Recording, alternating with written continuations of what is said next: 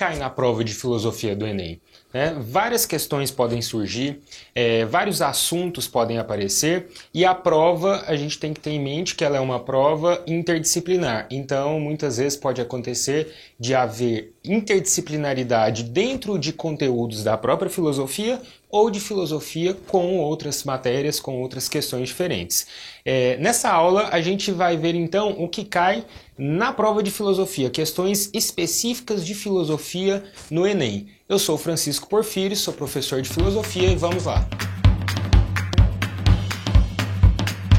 Pessoal, as questões de filosofia, elas podem aparecer de duas maneiras diferentes, por uma listagem histórica ou por eixos históricos dentro da filosofia, porque a filosofia, que tem mais de 2000 anos de tradição, ela sofreu pelos historiadores uma diferenciação, vamos dizer assim, uma nova classificação, ou por temas filosóficos também, que a gente vai ver quais são a seguir. Mas primeiro, nessa listagem histórica, nós podemos ter questões de filosofia antiga pré-socrática, questões de filosofia antiga helênica ou socrática, questões de filosofia medieval, que podem ser de filosofia medieval patrística ou filosofia escolástica, questões de filosofia renascentista, que compreende o período ali do Renascimento, principalmente ali por volta do século XIV e XV, questões de filosofia moderna, questões de uma filosofia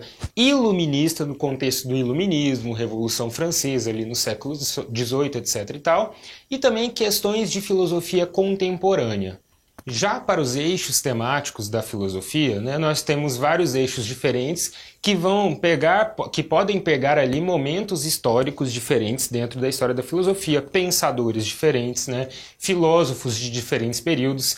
Então, esses eixos temáticos são principalmente ética e filosofia moral ou ética e filosofia política. E dentro e nos eixos, nós temos aí eixos temáticos que eles podem, de alguma maneira, estar relacionados a conteúdos de diferentes períodos da história da filosofia. Nós vamos ter, por exemplo, aí, uma filosofia moral, uma ética ou filosofia moral, que vai tentar entender a dinâmica moral da sociedade, moralidade, o que são costumes, etc.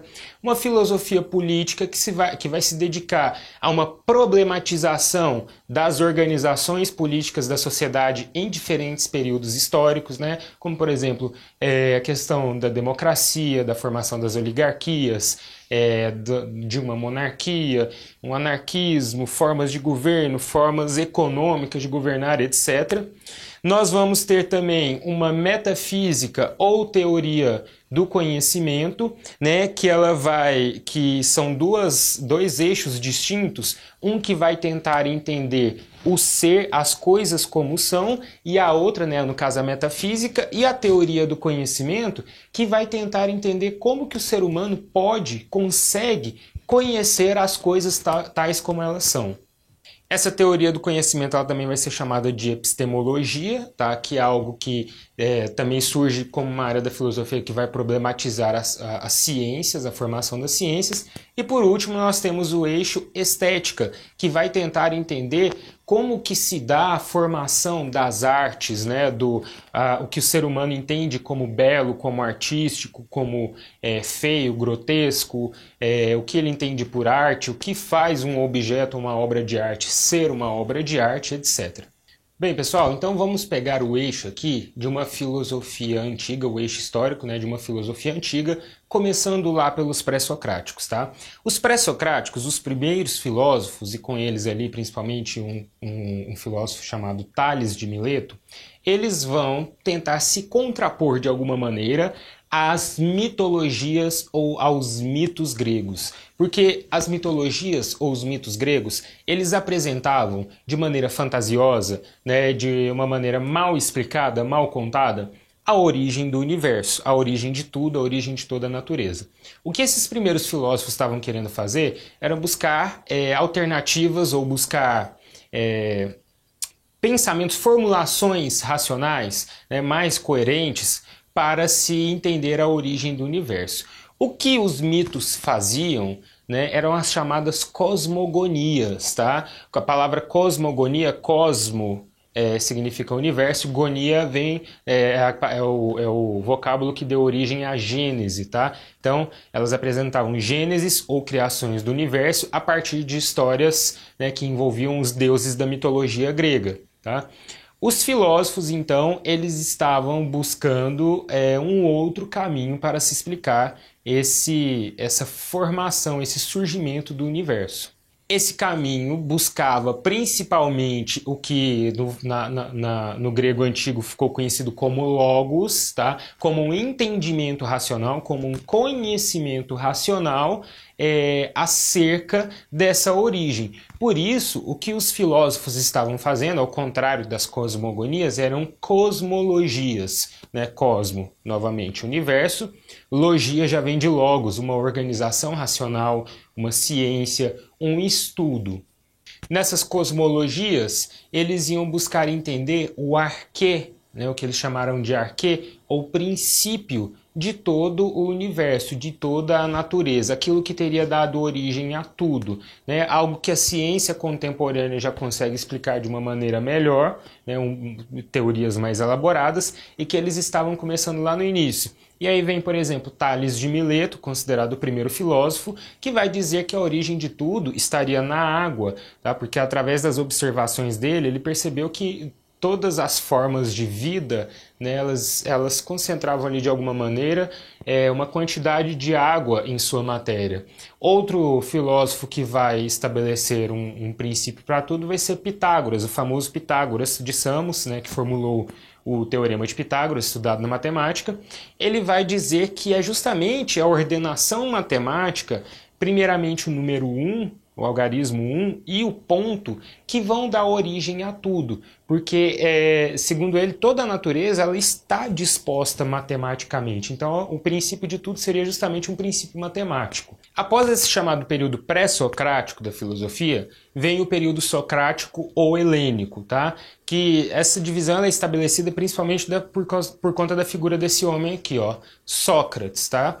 Esse pensador, ele rompeu, ele ultrapassou aquelas barreiras cosmológicas da filosofia anterior a ele, de tentar entender somente o universo, e trouxe questões humanas, tá? Como o raciocínio, a linguagem, a sociedade, os governos, para dentro, para o âmbito da filosofia. Por isso que esse período helênico ou socrático também é conhecido como período antropofilosófico, através de um diálogo formado por dois processos, um que ele chamou de ironia e outro que ele chamou de maiêutica, né?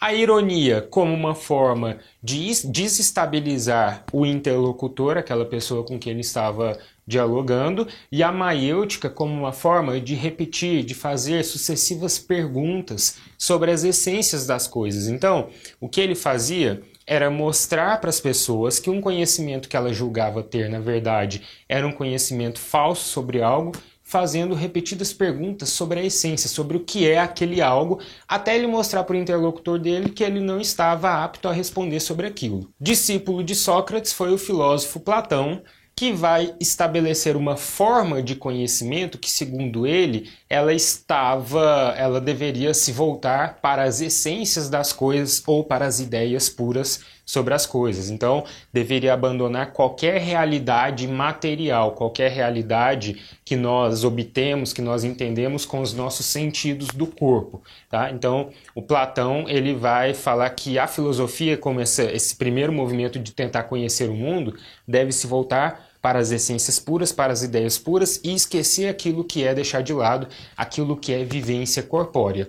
Já Aristóteles, né, que vem ali após o Platão, ele vai trazer uma nova forma de se entender a filosofia, de conhecer a filosofia, que vai buscar, né, conhecer o mundo, que vai buscar elementos numa racionalidade pura, no entendimento das ideias, aliado à experiência corpórea, aliado a esse conhecimento que nós obtemos aqui, observando as coisas, observando, ouvindo, sentindo etc. Então, vejam bem, Sócrates, Platão e Aristóteles estão bem próximos ali no período helênico, mas cada um vai apresentar uma tese diferente acerca do conhecimento filosófico. Pessoal, então por hoje é só. Eu espero que vocês tenham gostado da nossa videoaula. Se você gostou, curta, pode compartilhar aí, se inscreve aí no nosso canal, pode seguir a gente nas redes sociais e se tiver qualquer dúvida sobre o assunto, é só acessar o link que está aqui na descrição do vídeo. Até a próxima!